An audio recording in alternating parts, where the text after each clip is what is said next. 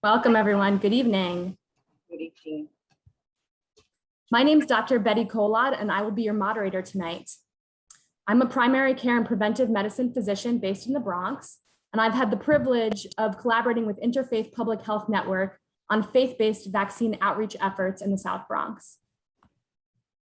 We've heard a lot about herd immunity, also called population immunity or community immunity, including in the early days of the pandemic when some governments were discussing it as a strategy that could be used as opposed to aggressive COVID restrictions.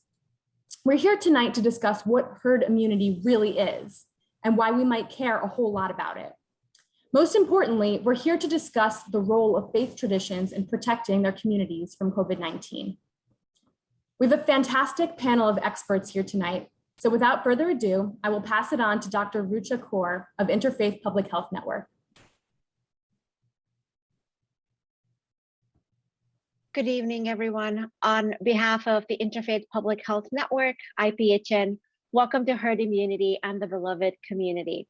My name is Rucha Kaur, and it's my honor to attend as a member of the IPHN board. IPHN works to engage and mobilize faith communities to improve population health by addressing the underlying determinants of health, social, commercial, environmental, and political, through connecting potential partners, convening constructive dialogue, cultivating population health understanding, and catalyzing positive social change.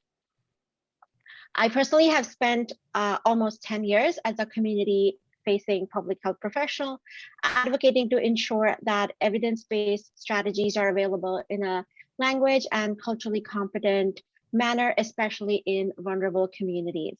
I'm also a practicing Sikh. Sikhs believe in one God, and that this one God loves and sustains all of humanity. We are all equal in the eyes of God, and therefore we collectively have the responsibility to look out for one another. Some words that end a Sikh daily prayer ardas are Nanak Naam Chardi Kala, Tere Bane Sarbat Da Bhala. Through Sadhguru Nanak, may your name be exalted and may all of mankind prosper according to your will. A Sikh prays daily for Sarbat Da Bhala, the good of all mankind. It is critical that important information related to preventing and combating COVID-19, especially vaccine information and accessibility, are brought to all communities with integrity and equity. What we need now for the good of not just me as an individual, but for us as a community, as a nation, and globally, is to ensure that each of us is doing our part to protect vulnerable community members. Vaccinations remain our strongest weapon in the fight against COVID-19. And for those of us who can get vaccinated, we must, because we have collective responsibility to protect those who cannot or are not yet able to. I thank all of you for joining this important discussion today, and thank you all for your work in combating the pandemic. Thank you so much, Dr. Kaur. Next, we will hear from Dr. Chris Palmetto of CUNY Graduate School of Health and Health Policy, who will place this issue in the context of our parallel epidemic of misinformation. Hi, everybody. My name is Chris Palmetto, and looks like I was able to share my screen. So I'm going to talk a little bit about communication in general, evidence-based strategies on how to communicate effectively, and then some information about some research we've actually done specifically on with people who have expressed hesitancy to get the vaccine. Again, my name is Chris Palmetto. I'm a professor of health communication at the CUNY School of Public Health, and I come from the line of Episcopal ministers. My grandfather was an Episcopal minister, so I'm really excited to be here. Speaking of here, how did we get here? How did we get to this place that we're even having this event today? Why is this such a challenge? Why is it such a challenge that these prestigious institutions that we all trusted for generations, the wife of my grandfather, Episcopal minister, my grandmother, used to watch Walter Cronkite every night and trusted him with the news. And so did my parents, and so did I. But how did we get to this place where the mainstream media is a bad word? And it wasn't just, we heard this a lot from Trump, but it wasn't just that was really the end of a long journey that started with cable news, where there was a monetization about different viewpoints. You would actually make money by presenting these alternative views. That actually got worse through the internet, and then of course through social media. And where we are, what is here today? Here is what we call the echo chamber. I'm sure most of you are familiar with this concept, where we receive our information from people that are like-minded. And so some of the characteristics of this echo chamber are, this is evidence right here. The statement here is actually based on research that, in fact, turns out that misinformation travels faster than factual information. So that, sort of counterintuitive, but unfortunately that's true. And the polarization that we live in now, this period of polarization, actually fosters even more information. So that's also research-based fact, unfortunately. People have more of a limited attention span as they get overloaded with information, and people in general, and particularly now, seek confirmatory information. We all do this, right?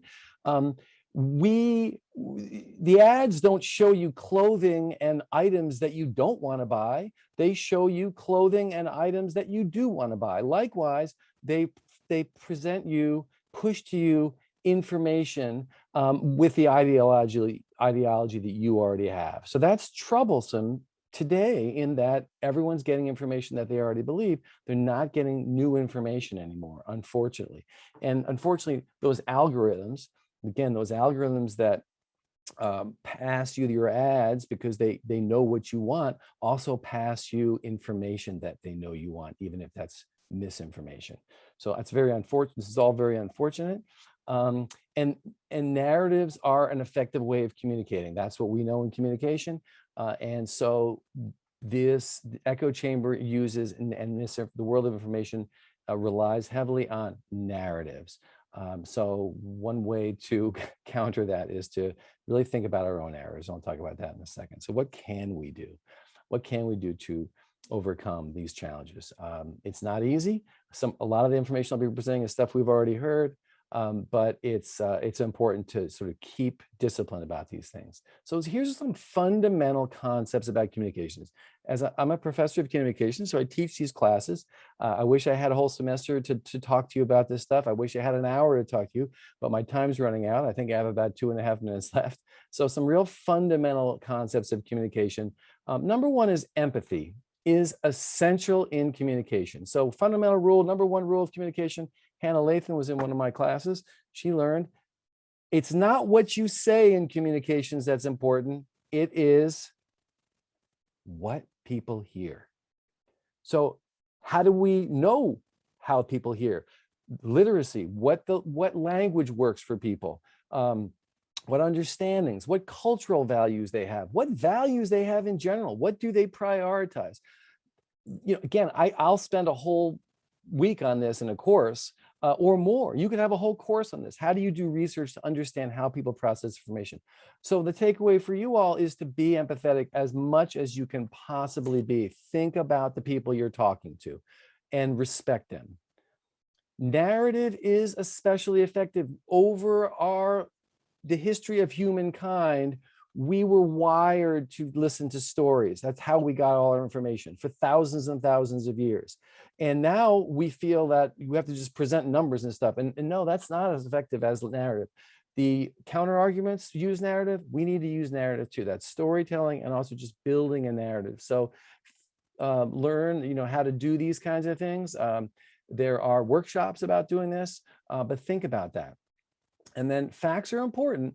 But if you're going to present facts, doing that and couching that in narrative is important, but also using visuals is very important. So numbers is only mildly important when they're just presented, but when they're presented in terms of charts and graphs and all those kinds of infographics, they're more effective. So these are 3 fundamental communications concepts that can be helpful as you think through this. And now I'll conclude by talking about some of the recent research that we conducted. Hannah was on the research team, and we did in-depth interviews with people who were hesitant, and we, hours and hours of interviews, and what I'm going to talk about now combines what we found with a lot of other research that have done this very same thing. So again, very obvious, people want to be respected. One of the most important elements of communications is empathy. Listening and understanding is fundamental, and it's also fundamental to negotiation. So developing that empathy means that you really do respect people. Acknowledging their concern. The people we talked to didn't feel like their concerns were acknowledged. They were immediately shut down. Misinformation, baseless claims. That doesn't help, okay? Doesn't help convince people when you say it's wrong, it's incorrect, you're getting your wrong information. I don't know where you're getting the information, but it's wrong and it's baseless. That doesn't work, okay? So people want you to acknowledge their concerns, and it just takes a little more patience and a little more time. They want more information than they're currently getting. Just get the vaccine. That's the information they're getting. It's safe and effective. That's the information they're getting, and that's not good enough. They want more information. They have a lot of questions, and they want those questions answered. They want facts, and they don't want indoctrination or directive. Just get the vaccine. That's not, I'm just so you know, when you go back to that first question, if it's not what they hear, it's not what you say, it's what they hear. When people say here, who are hesitant, who hear just get the vaccine, that actually makes them dig in even deeper as to why they shouldn't or don't want to get the vaccine. So these are evidence-based information, whether you like it or not. That's what we found. So what are some fundamental messages that work? Again, based on our research, a lot of other research, this is not the first conversation that's happened about this question, right? So a lot of people are talking about this. And some of the things that do help are this message. It's not going to change their mind necessarily, but it's a better step than you're stupid for not getting the vaccine. Much better to start with I care about you and love you than you're wrong and you're an idiot, which, believe it or not, people are say all the time. What are your concerns? Listening to people. That's a helpful message. Here's an actual message that has been tested to be one of the most effective messages in vaccine hesitancy. The message is this: studies show the disease is worse than any side effects from the vaccine. I think we all know that, but in terms of thinking through the stockpile of messages, this has been tested to be one of the most effective. The next message that has also been tested: after the vaccine primes your immune system, it's gone from your body. So that's different than saying, you crazy conspiracy theorists, you think that these things are chipping you, you think that there's a magnet in your arm. That's one way of saying it. Another way of saying it is just presenting this fact. After the vaccine primes your immune system, it's gone from your body. It's a simple fact, and it's been tested to show to be effective. So real quick, I want to just say that one of the most effective communication campaigns that has been done in the last few decades is the truth campaign. None of what I'm saying is new to health communications. Health communication research is increasingly recognizing that empathy and rapport is critical. And the truth campaign is a great example of this. Advocates banded together in communications against the common enemy. Not smoking is bad, you shouldn't smoke, please quit smoking, it's bad for you. That was the old message. The new message was the tobacco companies are out to get you. It was a common enemy. In the past, our country has banded together to fight against the common enemy of polio or smallpox. Unfortunately, today, if you ask people who their enemy is in this case, you'll hear it's the unvaccinated. They're the ones that are holding us back. That doesn't work. Or it's Dr. Fauci, or it's DeSantis, or it's Bill Gates, or it's the World Economic Forum. Anything except the disease itself. So we would benefit by rallying behind this understanding that we are all valuable, good people, and we have this common enemy that we need to work on. And so, the final message, I think the number one message here is this, and I don't put this up just to be trite or cute. I think this is really important. To me, this means don't say to people who don't get vaccinated that people who don't get vaccinated are idiots. Don't say they're stupid. Don't ridicule them. Don't say just get the vaccine. Don't tell them the unvaccinated are holding us back from a strong economy. I think maybe we feel that way, but it doesn't help. My 5 minutes today has been spent to try to give you information on effective communication. And in terms of effectiveness, those messages, we're not finding those to be effective. So I don't personally feel that unvaccinated people are worse than anybody else. That doesn't seem to be a popular opinion these days. Maybe hard for some people to swallow, but I think it's essential to do that. Empathy is the most effective ingredient in behavior change communication, and love is the most powerful form of empathy there is. Thank you so much, Dr. Palmetto. That was really informative and really resonated. My pleasure. Next, I'm pleased to welcome Dr. Dial Hewlett, who will touch on the science behind herd immunity in terms we can all relate to. Thank you very much. I don't know if you can bring up my slides for me. Okay, thank you very much. It's certainly an honor to be part of this forum this evening, this very important forum. And I'm Dial Hewlett. I'm a medical director with the Division of Disease Control for the Westchester County Department of Health and deputy to the commissioner. And I'm also an adjunct associate professor of microbiology and immunology with New York Medical College. And I serve as an infectious disease consultant at Calvary Hospital in the Bronx. So I thought that it would be useful to give everyone a quick lesson in infectious diseases with a focus on herd immunity. We hear a lot about herd immunity, and it was suggested that we call this little lesson Herd Immunity 101. We can go to the next slide, please. And here's a little illustration of this herd immunity.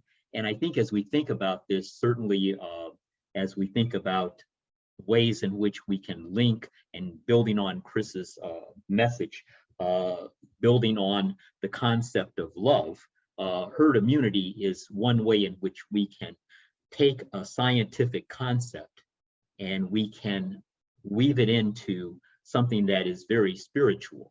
Because when we think about herds and we think about a lot of the terms in the Bible that refer to herds and about how the shepherds care for the herds, when we think about herds, we also think here in terms of herd immunity that everyone in this herd or the community depends upon the others for their well-being and for their health. And that's really the bottom line to what I'm going to say today, but I'm just going to show you a little bit of the science. We go to the next slide. Now, herd immunity, in terms of the background, we hear a lot about the R0 or the R0, as it's called. And the R0 represents the basic reproduction number of a communicable or infectious disease. Long before we were talking about COVID, we also were applying this to diseases like the measles. And the R0 represents the average number of people that an infected person is likely to infect. At the beginning of the COVID pandemic, the R0 was estimated to be around 2, maybe a little bit higher. And that is, every infected person would on average pass infection on to 2 others. Under these circumstances, just from that 1 to 2, the infection would actually grow wildly over a very short period of time. Now, for influenza, the R0 is also around 2. For the measles, it's actually around 12. And you might say, well, why is it that everybody doesn't get the measles when we have a case of the measles? And the reason is that most people in the society are either immune to measles because they've been vaccinated, or they're immune to measles because they had it during their childhood, if they are old enough to have lived in that era. These calculations are based on an assumption that all in the population are susceptible. And so when this new novel coronavirus came into our environment, there was no one who was actually who was not susceptible. Everyone in the society was essentially susceptible, and that was why this pandemic started. Now, if we go to the next slide, the Delta variant is more easily transmitted, and a lot of people will criticize those of us in medicine and science, and they'll say, well, you know, initially everyone told us that the herd immunity number was around 60%. And that was because with the wild strain, we had this R0 that was about 2. The R0 for the Delta variant for the Delta variant is now approximately 5, somewhere between 4 and 5 if we look on this slide here. So originally we were on the left-hand side of the slide with the original strain. One case, one infected person would infect 2 others. With the new Delta variant, one infected person actually will infect 4 to 5 people. We know that vaccines do protect you from hospitalization. The vaccines protect us against serious infection, and the vaccines protect us against death. And this is even true for the Delta variant, although this is placing a strain on the current vaccines. If we go to the next slide, this is actually, and I don't claim to be a mathematician here, and so I'll certainly take any clues from mathematicians who are in our audience, but here is how we come to conclusions about calculations for herd immunity. Back in April of 2020, if we go by and assume that the reproductive number or the or naught was 2, it was estimated that the first generation would result in 2 new infections. From every infection, there were going to be 2 new infections. But then the second generation was going to lead to 4 new infections. And the third generation was going to lead to 8 new infections. The fourth generation was going to lead to 16 new infections. So if the R naught at that time, if it was approximately 2.5, a vaccination rate of 60% would be required to achieve herd immunity. Now, of course, things are different, and the percentage that's required for herd immunity is significantly higher. If we go to the next slide. So this mathematical model or assumption, there are assumptions that are going on here. If the R naught is 2, there will be 2 to the n infections in the nth round, if you will. If an infected person remains capable of transmitting infection for a week, and we know that for COVID it's not quite that long, if you were then to assume that all persons in the world are susceptible, then the entire world's population of 7.8 billion would be infected after 32 weeks. Now, this was the model that was put together by Dr. Freiberger, who's a mathematician back in April of 2020. Next slide, please. And I think it's my final slide. So here are some of the facts. Mississippi hospital system could collapse within 10 days, according to NPR. According to the Texas Tribune, on August the 10th, dozens of Texas hospitals are out of ICU beds. Hospitals are overwhelmed with unvaccinated COVID patients. That's according to Modern Healthcare. Missouri hospitals are now turning some COVID patients away. We have more children hospitalized with COVID-19, and doctors fear it will get worse. And this is from the Wall Street Journal just 2 days ago. And this is one of the things I think that we want to try to have resonate with some of our brothers and sisters who have decided that they don't want to be vaccinated. We want to remind them that our children have no choice here. Our children under the age of 12 do not have a vaccine available to them, and so they don't really have any alternatives other than to rely upon those of us who are surrounding them to be protected against this infection. Finally, over 4.41 million children tested positive for COVID since the beginning of the pandemic. Over 121,000 new cases in children were added during the past week, and this was back on August the 12th, and this is data from the American Academy of Pediatrics. And so as I close here, unvaccinated will say, I will wait and see, and see. Here is what happens when we fail to reach herd immunity. And so I think we have to ask some of our brothers and sisters very gently, have we seen enough yet? If we go to the next and final slide, I'll just summarize by saying, when you accept vaccination against a communicable disease like COVID, it protects you and those around you in the herd, such as children who cannot be vaccinated and those with weakened immune systems who are now getting infected even though they are vaccinated. When a level of herd immunity is reached, the virus will have few susceptible hosts and the pandemic will come under control. When vaccination levels remain low, the virus has an opportunity to adapt through mutations, such as the Delta variant, yes, as we've just seen. It has the opportunity to become more easily transmitted, as we have seen, and we see rates of infection increasing logarithmically. And we have a virus which, if the vaccination rates remain low, will overwhelm the health system, as we have been seeing in areas of the US where the vaccine rates are low. And so thank you very much for allowing me to share this bit on herd immunity. And I hope that this has aided in your understanding of this concept. So thank you very much. Thank you, Dr. Hewlett. Thanks for taking us all back to school and giving us the tools we need to understand and share the science. Now we welcome Dr. Uzma Syed, who will connect the science and practice of infectious disease control with community and personal faith. Thank you so much. I just want to thank the Interfaith Public Health Network and all of the partners today for really coming together to put together this really crucial event, at a critical time for our country, both nationally and globally. And I think it's really, phenomenal to see so many partners and faith partners here together to really move forward at this critical time. And I want to thank my colleagues here that just did some phenomenal presentations, Dr. Palmetto and Dr. Hewlett. Thank you so much for that.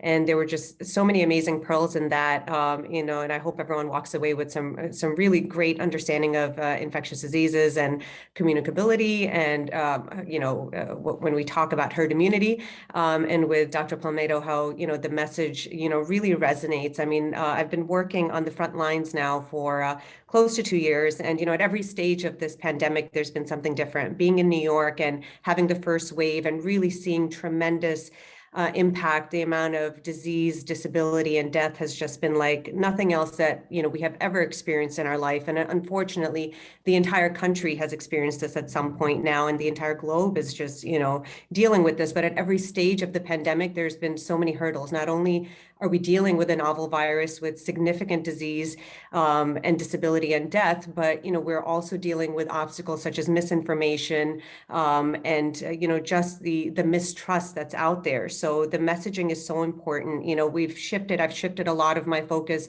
once the vaccines came out to really promoting vaccine equity and education, because primarily, people don't have access to networks and they don't have access to the resources to get the correct information. And it's so easy for misinformation to be spread. So it's really important that you know your target audience, as Chris mentioned, and you really lead in with empathy and just listen.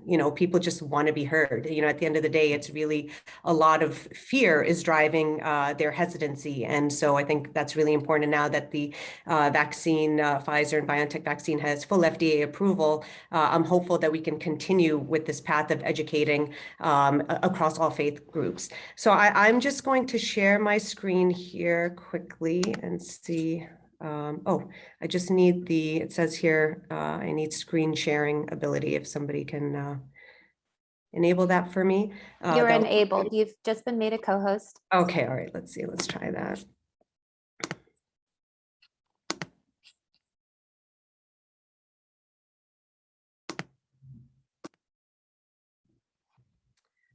All right, I hope everyone can see that. Great.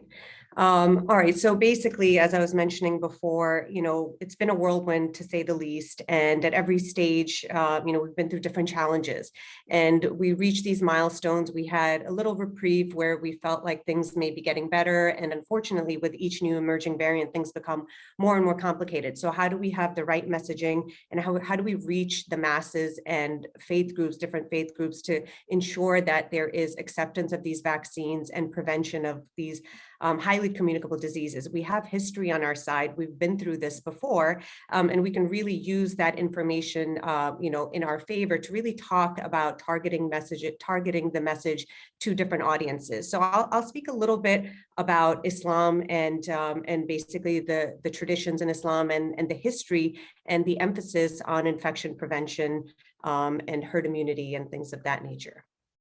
So really quickly, just a brief background here that, I like to share that we've all lived through at this point, the first images, emerging out of Wuhan in December 2019, and basically just showing, this novel virus and this communicable disease that nobody really knew much about. And what's really important that I want to highlight here that I like to discuss often is on January 11th, just a few weeks after the first reports, the WHO had actually received the genetic sequence of this novel coronavirus. And that was so important because we made such breakthroughs based on that. With science on our side, we were able to have not only diagnostics and diagnose people and try to treat them, but we also were able to get to work immediately on vaccine development. And this is really key to building that vaccine confidence, where we show people that because we had the genetic sequence of this virus so early on, scientists went to work around the globe to really work on vaccine development. And that is why when the global community came together collectively, that's why we were able to have a vaccine that went through all the clinical trials, large-scale clinical trials, to be proven to be safe and effective with no major safety signals. And now we just had the FDA fully approve one of those vaccines with more to follow. And so, that really helps kind of build that trust that this is not something that was rushed overnight. Going into just a snapshot of what's happening globally and where we've come, in February of 2020, we can see that, the scale of the pandemic was essentially just confined to Southeast Asia. And, we can see how we have just, surpassed that globally with the numbers, the entire world being affected. Significant amount of morbidity and mortality, unfortunately, over 211 million confirmed cases, over 4 million deaths globally. And now we do have vaccinations on our side, but unfortunately there is a lot of global vaccine inequities, and there's been the case nationally as well. And we've been working to really promote vaccine equity throughout the nation and throughout the globe to really collectively come out of this pandemic. So in Islam, there is really an emphasis on infection prevention. The role of vaccination campaigns in the past have really eradicated other infections, communicable diseases such as smallpox, measles, mumps, rubella, and all of these have been widely accepted and promoted in Islam. And the Prophet Muhammad, peace be upon him, permitted seeking protection against contagious diseases. So this was really important and a really important concept. With respect to pandemics and plagues, we have, again, history on our side where there have been several pandemics and plagues in the past. And, we just go back to our hadith and, the stories of the Prophet, and we go back to the Quran, and we go back to the traditions, and we learn from those and how have we dealt with these previously. So there is this notion of divine destiny. And then there's, lessons learned from previous pandemics. So there's a great example of one of the companions of the Prophet, Umar Radiullah, and when he was entering into Syria at the time of the plague. And as he was entering there with his army, he heard from the people over there that there was in fact a plague over there. And so, he then consulted with, many different leaders, and there was a difference of opinion. What should we do? Should we go ahead and move forward into our original plan of going into this area, or should we turn around and go back? Obviously, there was a lot of discussion and there was a lot of disagreement, but at the end, he decided that he was going to go back to Medina and spare the people, protect the people that are with him from coming in contact with this communicable disease. Well, the leader of his army was quite unhappy about this, and he said, how could you flee from God's destiny? And he replied by saying that I'm fleeing from God's destiny to God's destiny. So this was really important. And when he returned actually to Medina, he found out that actually Prophet Muhammad, peace be upon him, had actually said that if the plague breaks out in a region, do not go there. If you are already in that region, then do not come out of it. So there was this huge emphasis on, infection prevention and protection of life. So there was already this prophetic tradition, and he was, happy that he went along with that tradition. And it was after seeking counsel. So this was a really important role and something that we have historically.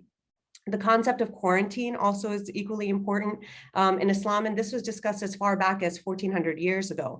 On many occasions, Prophet Muhammad, peace be upon him, had advised his companions to really value their lives, to really have the utmost importance, of their life over death. And he emphasizes many times to protect your life, to be careful, and to not harm yourself in any which way, and protect yourself from that. So this was a very much practice. And then the value of life in Islam is, there's so much, emphasis on this in the Quran, in the Hadith, as I mentioned. There's a saying in the Quran that to save one life is as if you have saved all of mankind. So there is so much emphasis on this. And the Prophet Muhammad had said that none of you should wish for death due to calamity that has afflicted him. So, he has urged Muslims to really find legitimate ways and protective ways to survive. So, this has been the Islamic tradition all along, and there's no reason that this should not continue at this time. Now, in Islam, there's many priorities, on different things.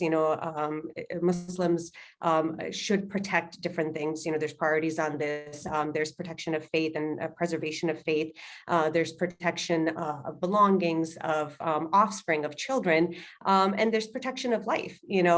So this is really important, again, with in the context of a pandemic, that there is this, emphasis on protection of life and their rightful dues in Islam, even in the time of the pandemic. Now, people had asked, the Prophet in his time about, is it permissible to take medicines? And the Prophet had said, that, oh, you servants of Allah, take medicine, as Allah has not created a disease without creating a cure for one, except for one. And, one of his companions had asked him, what is that one? And he replied, old age. So we know that there is, all of this emphasis on preserving life, on taking medications, on preventing disease, on vaccinations to prevent, these diseases, to seek out, cures for these, to study them and seek out cures. So this just falls into the line of, what we have right now. And the other important thing to remember is that, there's emphasis on preservation of life, and there's emphasis on health, and something that we all take for granted. We oftentimes don't value our health until we're at that stage where there's an ailment, where we're sick. And then we realize that, we may have done things to put us in this situation that we could have avoided, with respect to the current pandemic, whether it's social distancing, wearing a mask, getting a vaccine, all of these things are preventable things right now to prevent, illness and to prevent disease, prevent hospitalization, and prevent death while dealing with a virus that we still don't have a cure for. So the Prophet Muhammad, peace be upon him, had said that there are two blessings which people do not appreciate: health and leisure. And this applies even today. So this, goes back to, many, many, many years ago, how, we really need to have more emphasis on the preservation of life. Another thing that's, really important that was mentioned in the Quran that, again, was part of Prophet Muhammad, peace be upon him, his teachings, was really to seek counsel. And this is something that is really critical, in this pandemic, as Chris was mentioning before, about misinformation and media and things like that. The Prophet had said to take counsel of people and then make a decision, and then trust Allah. Indeed, Allah loves all who trust him. So before making a decision, you should really seek counsel from people who are experts, in that area. So with respect to the pandemic, you should really listen to the scientists. You should listen to the epidemiologists, the infectious disease experts, the global health experts, the virologists. You should listen to them and, seek out their opinion before you listen to a WhatsApp message that's been sent to you or something on social media, and you should really question the sources. So, and this also applies to the lesson that we just heard about with the Prophet's companions, Umar radiallahu, and how he, before entering Syria, really sought counsel from people to see what was the right decision. And this is, very much applicable today. Now, we, again, as we shifted into the vaccination efforts, I'll just wrap up by saying that, this question about the permissibility of vaccines in Islam, we have been working both nationally and globally on really educating, Muslims and all community members about, the importance of, having social distancing and, quarantining and taking all the right precautions and mask wearing. And then once the vaccines were made available by emergency use authorization, vaccination, then the narrative and the focus really shifted on promoting vaccine education, because this question came up: are these vaccines permissible or not? Because this is a new vaccine, you know. And so we had multiple organizations, over 40 leading Muslim organizations in the nation came together to really give advice on how to stay safe during this pandemic and how these vaccines are in fact permissible. So there's a joint statement that was released from the National Muslim Task Force on COVID-19 and the National Black Muslim COVID Coalition. And that, along with the American Muslim Jurists of North America, did put out a statement that these vaccines, in fact, are permissible. There was misinformation that was spreading about the vaccines having porcine derivatives and pork products, which would not be permissible in Islam, and that was completely false. And so, you know, there was a lot of statements that was put out there to correct all of that. And then there was, you know, when the vaccines were made available shortly after we entered the holy month of Ramadan. And so Muslims, you know, across the world were fasting from sunrise to sunset. So then there was this issue and that brought up about these vaccines possibly invalidating the fast. And so there was a lot of education that was placed forward on this, on how this in fact does not invalidate the fast. And many Islamic scholars and organizations did come out and say that, you know, the vaccines are permissible during a fast because, again, we have tradition, we have, information from years past on how, you know, these are permissible and how you can, you know, the urgency of the matter, the preservation of life far exceeds anything that may not be, you know, may seem like it would not be permissible. So that, along with the Fiqh Council of North America, Assembly of Muslim Jurists, and Initiative on Islam and Medicine, all deemed the vaccines permissible during the month of Ramadan. And we were able to have a lot of Muslims get vaccinated, and we continue to do so, you know, both nationally and globally. And I think these are different ways that we can really work together to make sure that we do reach that herd immunity. And as Dr. Hewlett mentioned, you know, that the number that we need for people to be vaccinated to reach that herd immunity shifts with every new emerging variant that we have that becomes much more transmissible. And, you know, the most important thing is that we want to achieve that herd immunity with vaccinations as opposed to infection, because what we're seeing now is astronomical number of people that have been affected nationally and globally. And unfortunately, this disease, is really serious. And, you know, not only are people dying from it, but, you know, you can have a severe, you know, significant disability from it with long COVID. Now we're seeing children affected by it. And we really want people to have protection in a safer way with vaccination, as opposed to coming into the hospital and possibly not being able to ever leave. And that's it for me. Thank you so much, Dr. Syed, for sharing your expertise and for demonstrating how your faith tradition tackles difficult community health challenges. Now, continuing to look through a faith lens, we ask ourselves, how does your faith tradition, its sacred writings, and its particular emphasis on the common good contribute to the goal of achieving herd immunity? Let's hear from 3 faith leaders who have a lot to say about these questions. First, from an Orthodox Jewish perspective, we welcome Rabbi Dr. Jason Weiner. Hi, thank you. So I'm honored to be with all of you. This has really been educational and inspiring. I'm really, quite honored just to be part of this gathering. And I really thank you for including me and for all of the wisdom that's been shared so far, and I'm sure it will come. Thank you very much. Regarding some brief ideas about what traditional Jewish thought has to say about the common good and achieving herd immunity, there's a lot to say, but I think the one point that I'd want to make is that a number of scholars have pointed out that actually the Bible, the Torah, which many of us share, the underlying theme of it, actually, if you look closely, is this concept of the common good and of personal responsibility. So, for example, if you just walk through the stories of the Bible, they're actually intended, according to some perspectives, to give different views on this issue. So, for example, Adam and Eve, they made a mistake, and God calls out Ayeka, or in English, where are you? And the rabbis say that that's actually what's being directed at all humanity for all of history. And it echoes in every generation. Where are you? What are you doing today? Take an accounting of your life, of your actions. So then their son, Cain, is punished for killing his brother Abel, right? And he claims that, I don't need to be concerned with him, about anyone but myself. and it's a denial that was rejected. Am I my brother's keeper? And the rabbis say this is a sort of type of moral responsibility, of having responsibility not just for oneself, but for others. And then in the next generation, Noah, the rabbis say that, Noah was given a lot of time to build the ark, because the idea was, the hope was that people would see him building this ark and ask, like, well, what are you doing? What's going on? And he would encourage people, we have to change our ways. We have to be concerned. And the rabbis criticize him, actually. And they say he didn't do that. So they say he didn't take upon himself what should have been called social responsibility. So Cain rejected moral responsibility. That was the purpose of that story. Noah rejects social responsibility. That's the purpose of that story. Then the Tower of Babylon. So the theme there in that story also is that, we're accountable for something or someone beyond ourselves. And it's the very nature of human existence, which former Chief Rabbi Jonathan Sachs of blessed memory called this, ontological responsibility, caring about other humans, caring about in general, taking upon responsibility.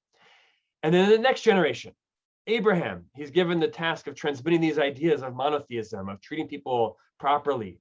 And this was called like building a people based on that. So this was called national responsibility. But he didn't just care about his own people. He advocates for the people of Sodom. And then Moses, after him, fights for the Midianite daughters or for the slaves. So there's also not just national responsibility, but collective responsibility. Then we come to the Book of Deuteronomy. And Deuteronomy is the whole idea of acceptance of responsibility by each member of a society, which really became known as a covenant. And that's the basis of really the common good and an ethic of responsibility.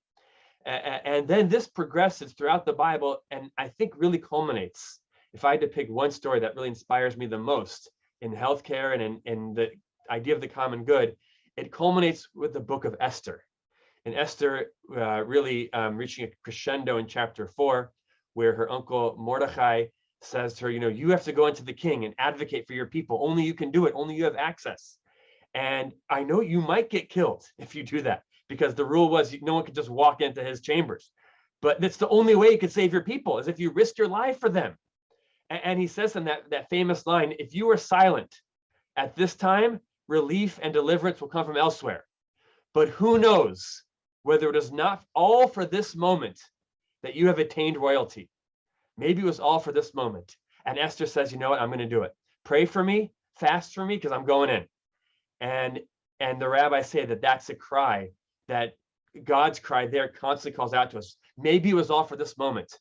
And Esther risked her life, actually, for her people, which we're not even really asking people to do. I mean, vaccination is to save life, but she even put herself into risk in order to save other people. And the rabbis gave a story, a parable, when summarizing all of these values. The story, I think it's a well-known story, but it finds itself in the Talmud from 2,000 years ago in Babylon, where the rabbis tell a story of some people who are in a boat. And while they're in the boat, they're just traveling in the sea. And one of the travelers on the boat begins to drill a hole beneath his seat into the water. And the person sitting across from him says, excuse me, what are you doing? So he says, oh, don't worry about it. It's just under my seat. It's not under your seat. Don't worry about what I'm doing. So he says, what are you talking about? We're on the same boat. If you sink the boat, we're all going down. And so the rabbi said, we're all in the same boat. We're all in the same boat. And so we have to care about other people and about how our behavior impacts them. And we're all responsible for each other and for, making mistakes, even sacrifices, which in this case, I mean, like I said a minute ago, we're not being asked to make a huge sacrifice, but we are being asked to consider the collective whole, to consider our communal responsibilities, to making the world a better place, to protecting people, especially those people who don't have that option, whether it's because they're small children, they're immunocompromised, or whatever it is that they don't have the option. So we have to go even that much further to do whatever we can to promote collective responsibility. So I just wanted to share that I really feel that this is like, when we talk about what does your religion say, what does the Bible say, it's not just like, can I find some statement somewhere that some rabbi once said that encourages us to care about the common good. I really believe that this is the core, the basis of biblical faith, is to care about the common good, to care about our collective communal responsibility, to do our part, each of us, to make the world a better place and to protect each other, promoting our health, and thereby enabling everyone to flourish and live the most meaningful life possible. Thank you, Rabbi. Next, from a Protestant Christian perspective, we welcome Reverend Merle Mcjunkin. Good evening, everyone. I am just learning so much this evening, and I am so grateful for all that is being shared. I'm going to speak tonight, hopefully very briefly, from my perspective, which is being Protestant, especially Baptist, but also from the African-American perspective, even though it's not monolithic, I would still say traditional African-American church. And then also as one who is immunosuppressed. I'm immunosuppressed because 10 years ago, I was blessed to receive a kidney transplant. And so I want to talk about Christianity in the sense of first off, talking about the goal of Christianity. The goal of Christianity really isn't just salvation, but it's to become more Christ-like in our lives. And it's interesting how in the book of Luke, Jesus borrows from the prophet Isaiah. In Luke chapter 4, Jesus grabs the scroll from Isaiah and rolls it and reads in the presence of all. The Spirit of the Lord is upon me because he's appointed me to proclaim good news to the poor. He has sent me to proclaim liberty to the captives and recovery of sight to the blind, to set at liberty those who are oppressed, to proclaim the year of the Lord's favor. And so being Christ-like demands something of us. And as I think about about beloved community, there are two foundational principles that I'd like to kind of expand upon a little bit in relation to being more Christ-like. And that is equity. Those are equity and love. First, equity. I like equity because it moves us beyond the sense of equality. One of my favorite images about the difference between equity and equality gives an image of a wooden fence. And there are three people who are standing behind the wooden fence trying to look at the ball game. One man is tall enough that he's had his feet on the ground and he's able to look above the fence line and to see the game, no problem. The other one is a little shorter. And so he has to jump or pull himself up to see over the fence to enjoy the ball game. The last one is so very short that there's no way that he can jump up high enough to pull himself up. And so he can't enjoy the ball game. And equality would say, give them all the same thing. So give each one of them the same equally height box to stand on. But equity says, no, the tall one doesn't need that kind of a box. The shorter person might need just one box, but the small person may need three boxes. And so the goal in Christianity, again, is to go beyond just being saved, but to be more and more like Christ. And being more and more like Christ means being more and more like Christ in mission. And so in reference to this hesitancy, in reference to the moves that we need to make to inform, equity means that maybe more effort needs to be given to share information and access to vaccines to the communities that need it most. Not equality, but equity. In the Bible, we have in the New Testament a source for our Christian character. One of the most well used and focused upon is the Beatitudes found in the Gospel of Matthew. And in that gospel, it basically says, Matthew says, Jesus says, to his followers, blessed are you if you have these characteristics, because you're going to receive a great reward. So blessed are the poor in spirit, the meek, those who mourn, those who hunger and thirst for right relationship, those who are merciful. And one of the arguments could be, why would you pick those particular people out to say, blessed are you, and give them this reward when ultimately won't we all receive that same reward? But one person said it this way, perhaps there's an extra affirmation and reassurance to those who are listed because they need to be assured that they are included in the promise, because life and society have said and treated them otherwise. And so blessed are the poor in spirit, the meek, those who mourn, those who hunger and thirst for right relationship, those who are merciful. Why? Because they will receive the kingdom of heaven. They will be comforted. They shall inherit the earth. They shall be satisfied. They shall receive mercy. And it's interesting that when you look at that same text in a different gospel, the Gospel of Luke, in the 6th chapter, verse 20, Jesus doesn't say poor in spirit. He just says poor. Again, thinking of equity, thinking of what it means to be Christ-like in mission. And so our goal, especially in this COVID season, is to fight poverty, not the poor. Yeah, the poor we will always have among us. That's scriptural. But we have the poor among us because of the layers of policies and practices that create, sustain, and trap generations of peoples in conditions of poverty. And so there's work to be done. There's extra work to be done. And sometimes we may become a little bit despairing because of all the distrust that remains out there and the hesitancy. But we've got to remember that, the healthcare disparities are real. It's interesting that we've been trying to get people to realize that the healthcare system values their lives at the same time that we've been struggling to get the society as a whole to even just say Black Lives Matter. So how can we expect folk not to have some hesitancy when the society dictates and shares and acts as if Black lives don't even matter? But the medical field is saying, no, not only do you matter, but you're valued. Let me move forward. So from equity to love. Love is a foundational principle, again, of this beloved community that Dr. King talked about. And I could read a couple of scriptures for you, and I'll probably do a lightning round really quickly. Greater love has no one than this, that they lay down one's life for their friends. That's the Gospel of John, chapter 15, verse 13, and a little slightly abridged version. But in this, no one is asking someone to sacrifice their life to receive a vaccine. We're just asking for a minor inconvenience that we all might live. There are those, again, who can't get vaccinated, those like me who have other health issues. And there are some who are not allowed to take the vaccine at this point in their lives because they are too young. And yet our society has insisted upon vaccinations for our children. I remember taking my daughter for the MMR and the tetanus and the diphtheria and all of the hepatitis vaccine, the varicella and the polio and the influenza, and then later on the HPV and the meningococcal. Even I had to have an MMR booster before I entered the seminary back in 1991.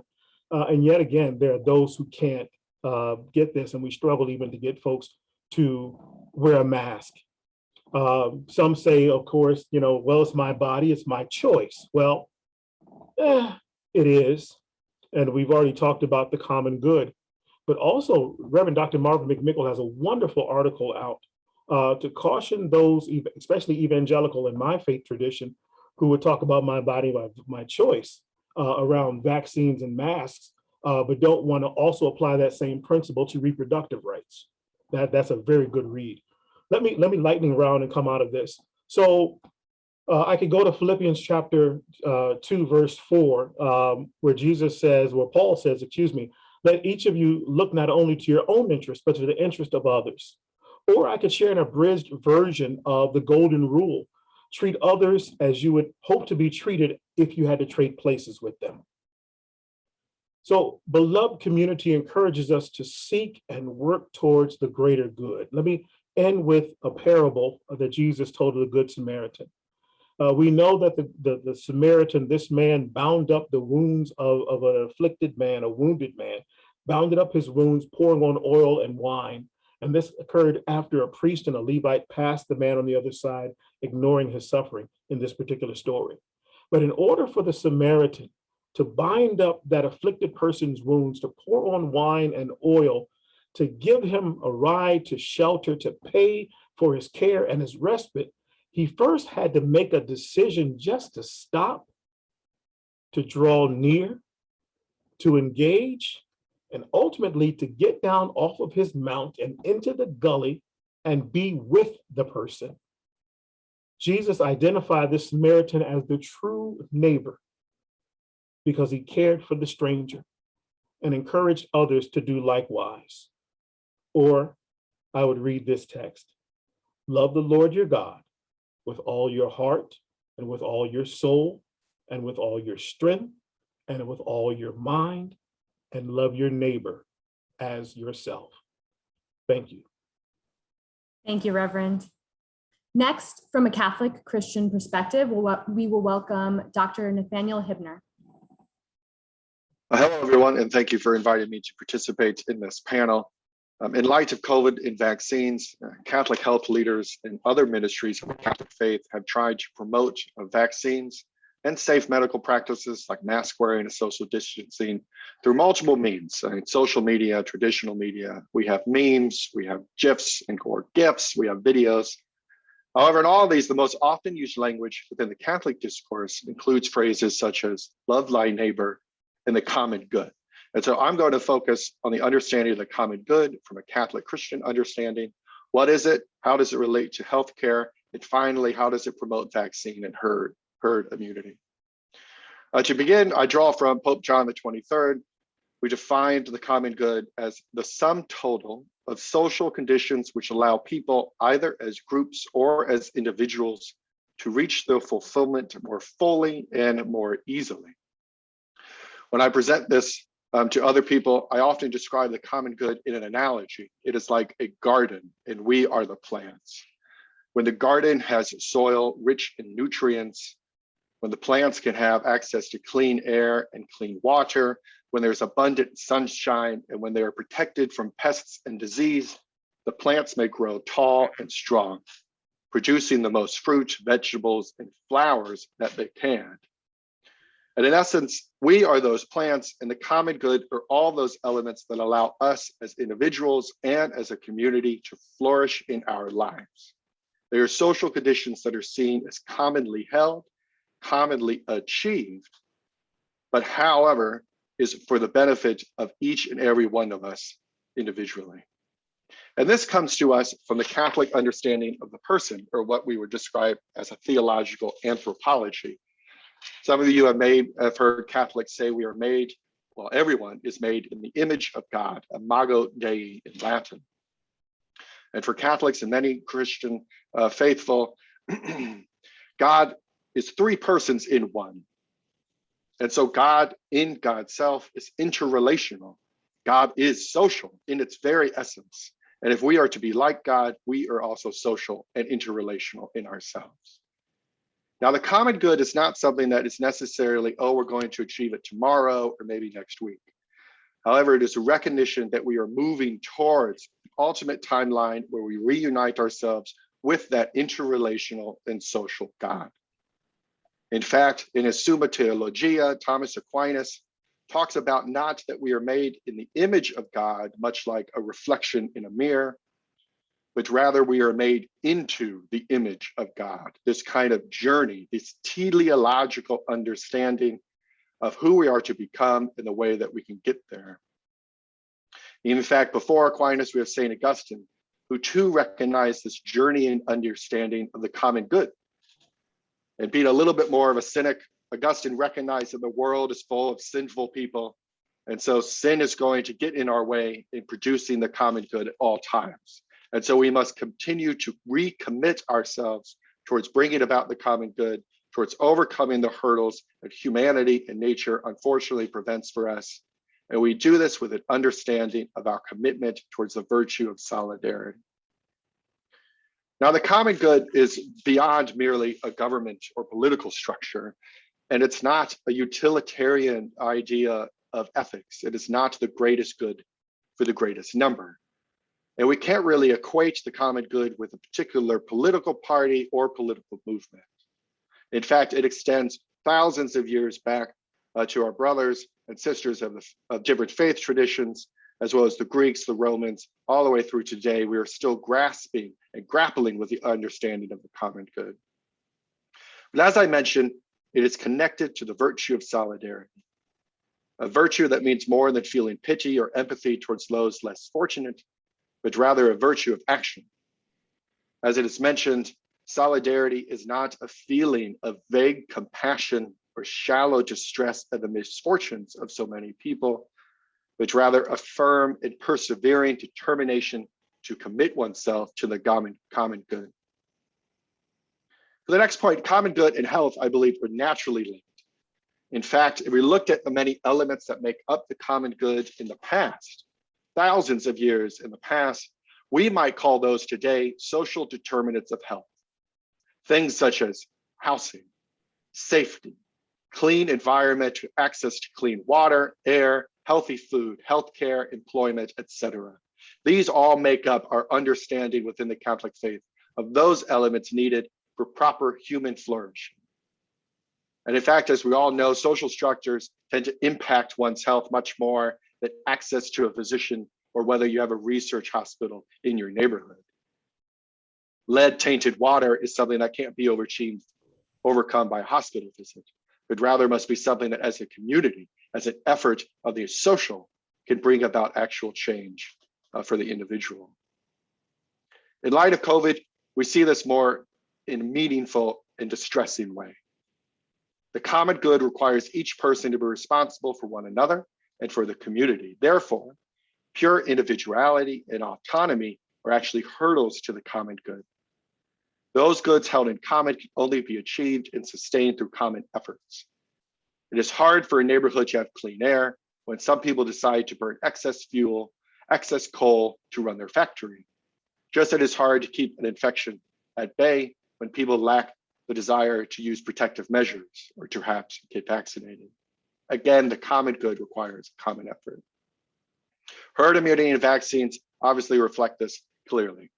We get vaccinated not for the benefit necessarily of ourselves, not only, but for the benefit of our neighbors, as many of my colleagues have already mentioned on this presentation. And it's completely in line with the Catholic understanding of the common good, the understanding of the person as interrelational, the understanding that our goal in life is to be more Christ-like. And therefore, as Christ helped others, we ought to help others ourselves. Before I finish, I want to recommend, and I hope you have time to go to it, two websites. The website of my organization, chausa.org, has a variety of resources and media techniques that we've gathered around how to target the Catholic population around vaccines and vaccine hesitancy. Also, another group, a collaborative effort of 50-some Catholic ministries came together and they created CatholicCares.org to also provide meaningful resources towards a Catholic population around vaccines and COVID-19.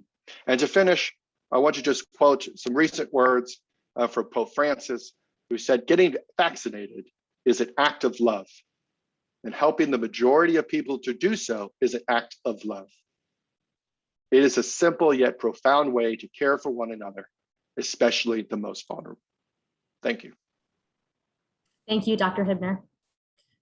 For our next segment, we'd like to bring back Dr. Syed for an open question and answer session and panel discussion of the potential of faith communities in promoting herd immunity.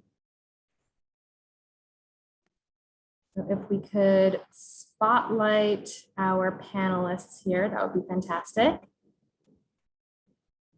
And just to start out, fantastic, thank you. As we're collecting questions from the chat, all participants feel free to contribute your questions in the chat. We'd like to hear from each of the panelists about the most vexing challenge that you're facing in your particular faith community. And then we'd love to have some communication and conversation between the panelists on how you're addressing these challenges. So I will start with Dr. Syed. Absolutely. Thank you so much. So as I mentioned before, I think for me personally, the combating the misinformation has been really, really difficult from the very beginning to even this day. And, we have reached lots of people that were vaccine hesitant just by the right approaches and really having faith leaders serve as liaisons. We saw the faith community really come together and bridge that gap once that vaccine hesitancy was really prominent initially after the vaccines were approved under emergency use authorization. And we saw how there was so much work that needed to be done. But it's really about engaging with communities and finding trusted messengers. And that really was key. So having faith leaders, having medical professionals there to really answer questions and just simply listening. So we were able to really achieve that, with, kind of grassroots efforts, and one faith center at a time, by having collaborative events. We've done a lot of work with Faiths for Vaccines. We've done a lot of work with Imana and American Muslim Health Professionals and the National Muslim COVID-19 Task Force. But it's really about grassroots efforts and local efforts. So, I've been doing a lot of town halls and just, these webinars and Zooms to just reach as many people as we can to really bring the trusted messengers to them so that we can answer any questions that they may have. We are now in that group of people that were in the wait and see period. They wanted to wait for the full FDA approval. They wanted to wait for more data. They were uncertain about the safety in children. And so, we are reaching those people as well. And then you have that bucket, the category of people who will be vaccine resistant. And no matter what you say, you may not be able to convince them despite having the full FDA approval. But I think, there's always this opportunity to really have that dialogue. And the most important thing is really to have that empathy, to listen, because so many people that are hesitant have real fears, and they don't have access to experts. They don't have access to trusted messengers, and they're being told by, political leaders, by government, by FDA, by CDC, who they may not trust, that they need to get this vaccine. And they want to hear from their faith leader. They want to hear from their primary care physician. They want to hear from their neighbor. They want to hear from trusted resources. And they may not just have access to those people and have their specific questions answered. So I think that's really, really important. And it's important to not categorize them as anti-vaxxers, because I think that's something that's really, really important, because there's so many people who just are hesitant because it's a new vaccine and they don't have the information or access to the people who may have the information. And, we can't just blanketly call them anti-vaxxers, because they want to protect their children. They want to protect their families. They want to protect their communities. They just need more access. So I think that's been something that's been very helpful to continue to have this engagement, have this grassroots effort, community-wide and nationally and globally. And, there's still a lot of work that needs to be done, and we're going to continue to do it, one community at a time. Thank you.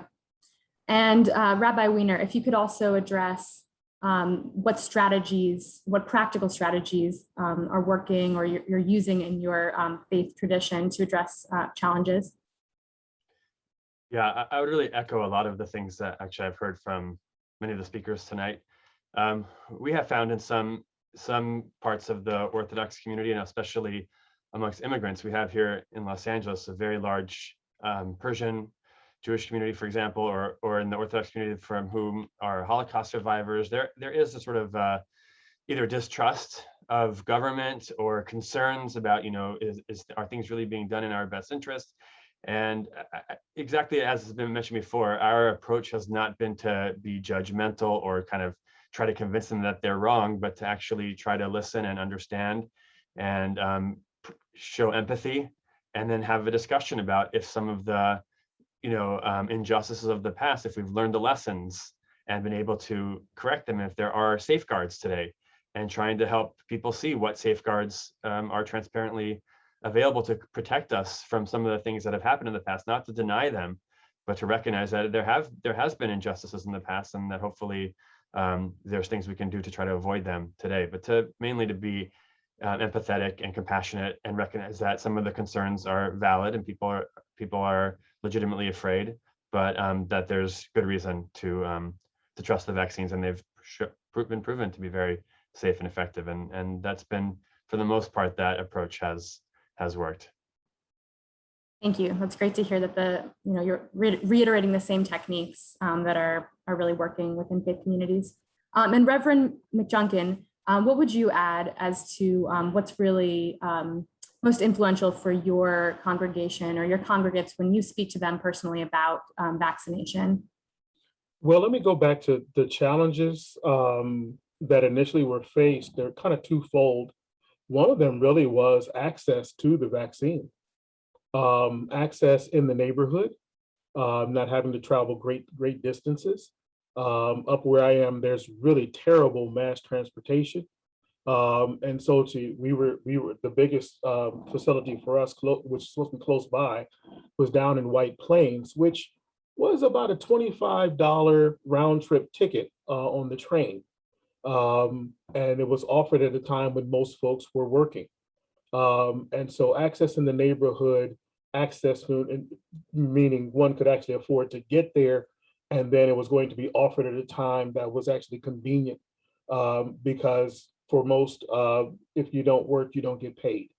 And you also run the risk of losing your job. The other was, older folks who were using, really, this is before Obamacare, so they have a history of using the emergency department as their primary care physician. They've had limited access to regular checkups. Again, costs have been a major issue. And so using the emergency department as a primary care physician, oftentimes it would mean late diagnoses of illnesses and diseases and ultimately bad outcomes. And so there was a history of distrust for those folk who had limited access. And going into some of those facilities, there was a great lack of cultural competency on the part of the practitioners and the structure of the hospitals or urgent care. And so those were a lot of things that were kind of building up or contributing to hesitancy. And so there's been, in response, just encouragement, bringing the right kinds of information, having forums to hear, forums within our community to hear from folk who look like us, who are medical professionals, who would then be, of course, a different version of trusted messengers to provide information, and then to go to those who are making decisions around vaccine distribution and places in which folks can access the vaccine, making sure that they are considering moving them closer and having more opportunities within the neighborhoods so the folks can have access. Thank you. And thank you for highlighting the structural barriers that individuals continue to face to this day. All right, and Dr. Hibner, would you like to add challenges in your faith community or other strategies that you have found really work? Certainly. The two major challenges around vaccine hesitancy for Catholics began early on during the actual development of the vaccines and the written record of connections to cell lines that were stemmed from aborted fetuses several decades past. This continues to stymie a little bit of vaccine acceptance within the Catholic faith tradition, even though Catholic leadership, Pope Francis, all the way down, have written a great deal about that should not prohibit in any way one's acceptance of the vaccine. The second would be, now we've moved away from that towards a conflict between personal right, or what we would call personal conscience, and the common good, what we should hold responsible between one another and towards one another. So we're seeing a great deal of emphasis around when a vaccine mandate is provided, either at a hospital facility or state level or wherever, that we have individuals within the Catholic faith tradition who are arguing and urging for very open and lax religious exemptions towards those. So that, again, goes back to this understanding of personal rights versus responsibilities.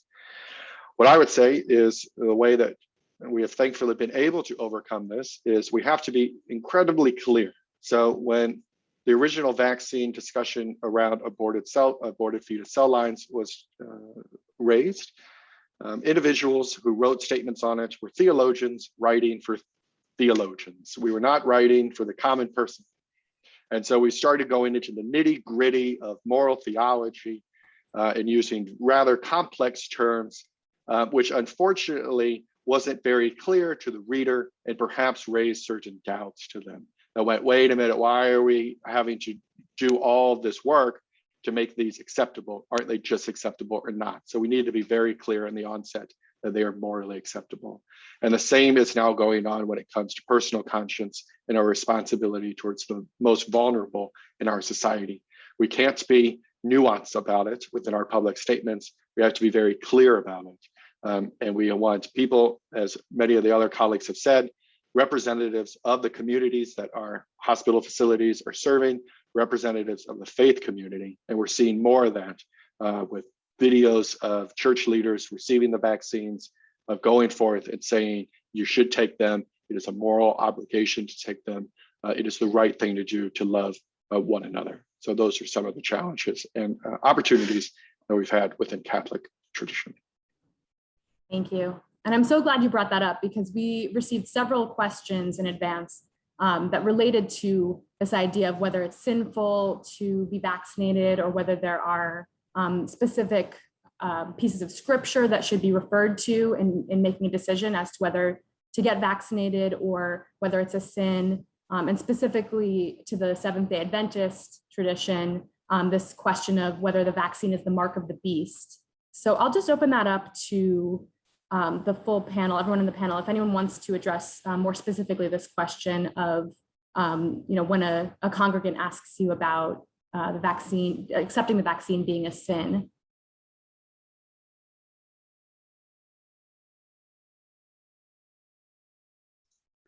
I'll start. Since the role of my job is to help Catholic healthcare providers, we are now faced with this understanding of most of them have mandated the vaccines for their employees. And so we're now understanding, okay, what does a religious exemption look like? And what are some of the exemptions people are using? What are the statements around mark of the beast and this and that? Within the legal understanding of it, it has to be a sincerely held religious belief. So then it goes into a huge question of, well, what's a religious belief? Does it have to come from an established religion or not? Can it be something just purely personal? Is it connected to authority or not? And we're really struggling with that question. We have people who want to be on one extreme or the other, very liberal in their understanding and acceptance of those, or very strict in their understanding and acceptance of them.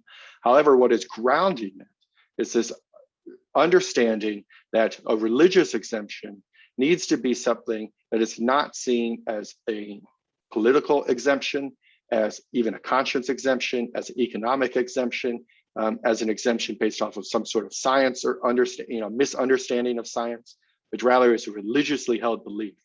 And so we are going through processes that help us to figure out, okay, if you're claiming that it is putting a microchip in you, that it's not a religious exemption and we won't accept it. Is it claiming that it's the mark of the beast? You have to be able to, show that that is sincerely held by you, that you've held it for, a little bit of time, that it's not something necessarily new. And you have to be able to distinguish a little bit about why is COVID different than perhaps other vaccines. Now, I am not an expert on every denomination or every religion out there. And so I want to be very open to what is a sincerely held belief. I think that should be something that I and all of us should not be the ones that adjudicate necessarily. However, we have to have a process in place that sees this is a religiously held one versus this is some other, whether it's political, economic, social, scientific, whatever else belief out there. So I'll start with that. Thank you so much. Would other panelists like to respond? And I like the way you framed it in the context of the religious exemption.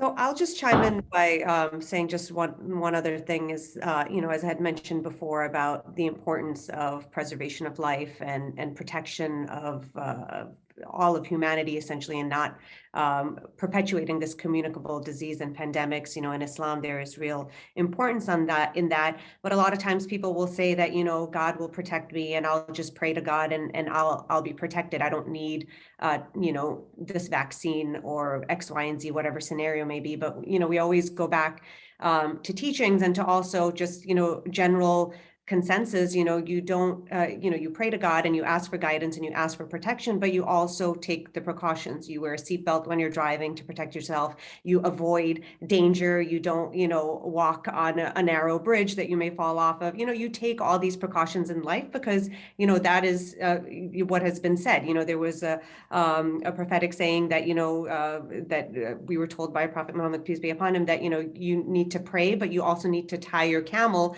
because, there was this saying saying that the camel, God will watch my camel. Well, tie your camel and pray as well. So basically take care of yourself and take the precautions and, simultaneously pray to God, because God has said that, he will protect you and he will take care of you, but he is also giving you the resources, the intelligence and all the resources to, better prepare yourself and protect yourself. So I think that's something that's really important, that we continue to engage with our community and really drive that message home, that we have to do our part. We have to continue to pray and have faith in God, but we also have a moral obligation to do our part for all of us and all of mankind. Thank you. Reverend Mcjunkin, were you going to respond as well? Well, I was really just going to respond to say that I really can't respond because in my understandings, in my readings, there's no passage that says that a vaccine is something that would be sinful. And so I can't really argue against give a scripture to promote. You see what I'm trying to say? I'm sorry, I'm fading a little bit in the evening, but no, I really can't add to that question. I'm sorry. Well, I think that answer carries a lot of weight coming from you. So definitely appreciate it. All right. So we have other burning questions, but unfortunately we've come to the end of the night. So I definitely want to make time to welcome Hannah Latham from the New York Vaccine Literacy Campaign, who's going to share some more resources with us. Thank you so much. And it's great to be with all of you this evening. I believe the participants are, we're unpinning speakers now. Thank you. We have just a couple minutes, so I'll say quickly that my name is Hannah Stewart Latham, and I work with the CUNY Graduate School of Public Health and Health Policy in their a vaccine literacy initiative there called the New York Vaccine Literacy Campaign. We were incredibly honored to co-host this event tonight and look forward to following up with all of you after this event. For those who RSVP'd, I have a list of email addresses as well as interest in receiving follow-up through mediums like our newsletter, as well as potential support with community engagement efforts. And that's what the New York Vaccine Literacy Campaign does in short, is really just to lighten the load of the efforts by communities in specifically the 5 boroughs of New York City, as well as surrounding counties, which are Rockland, Westchester, and Long Island for the purposes of our work. And I hope to speak with many of you following this evening, and I will also send an email that includes a link to access the recording of this event. And with that, I will turn it back over to our host, and thank you all again for being here tonight, and to our speakers for their wisdom and their grace this evening. Thank you. All right, well, we really appreciate the attention and participation of all of our audience members tonight, all the great questions that you shared in advance. And we hope that you learned a lot and have a lot to think about after this, this event. So of course, we want to thank all of our partners, Catholic Health Association, CUNY Institute for Health Equity, the Franciscan Action Network, Health Ministries Association, the Islamic Medical Association of North America, Word of Life International, and Hova Via Torah, and of course, all of our panelists. So thank you so much and have a great night.